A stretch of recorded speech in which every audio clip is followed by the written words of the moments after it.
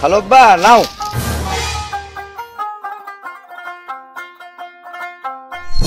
যা রে বাপ যা, তোর মাছের মনে হয় রান্না হয়ে গেছে, গিয়ে খাওয়া দাওয়া করে নেবে, আমি একটু পর আসছি।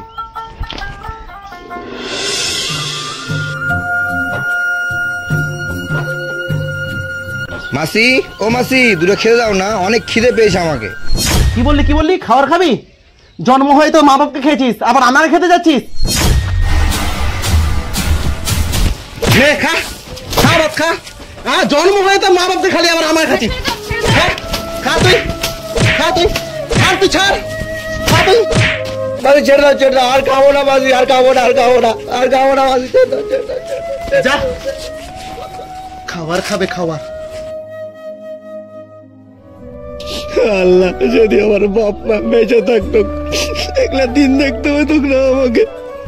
আল্লাহ, আমার বাপ মা নেই বলে আজকে আমাকে ওগুলো মারছে।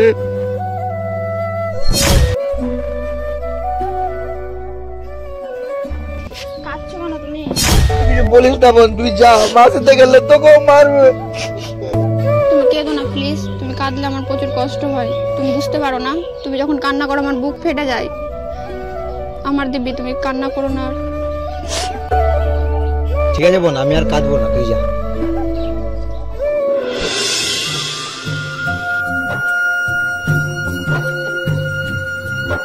হ্যাঁ গো টুম্পা, তুমি যে ছেলেটাকে ওইভাবে মারলা, ওইভাবে মারাটাকে ঠিক হলো বলো?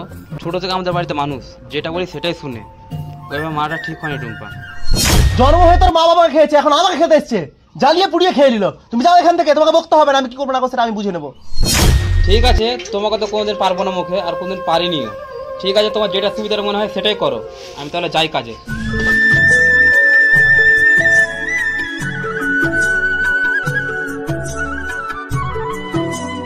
ওরে সুরাজ বাবু, ও সুরাজ বাবু, কাজে যাবি না? চল, দেরি হচ্ছে তো। হ্যাঁ আসছি খালব্বা। হ্যাঁ খালব্বা বলো। চল, কাজে যেতে হবে তো, অনেক দেরি হলো, চল। চলো।